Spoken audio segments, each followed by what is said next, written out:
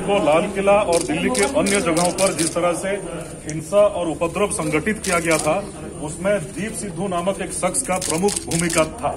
उसकी तस्वीरें भी पब्लिक डोमेन में है, तमाम देशवासियों ने देखा है। इस आरोपी दीप सिद्धू के ऊपर दिल्ली पुलिस ने 1 लाख रुपया का इनाम घोषणा किया था। आरोपी दीप सिद्धू को हमारे दिल्ली पुलिस की स्पेशल सेल की टीम ने गिरफ्तार कर लिया है और आगे की तफ्तीश अभी जारी है। सर, कोर्ट में कहाँ से क्या? ये ऑपरेशनल डिटेल अभी हम साझा नहीं कर पाए। सर, कहाँ से पकड़ा? सर, गिरफ्तारी कहाँ से? आरोपी को गिरफ्तार कर लिया गया है, आगे की कानूनी कार्रवाई की जा रही है। सर, गिरफ्तारी कहाँ से हुई? सर, गिरफ्तार कहाँ से किया है?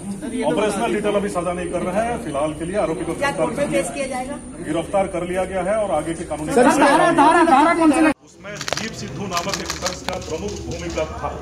उसकी तस्वीरें भी पब्लिक डोमेन में है, तमाम देशवासियों ने देखा है।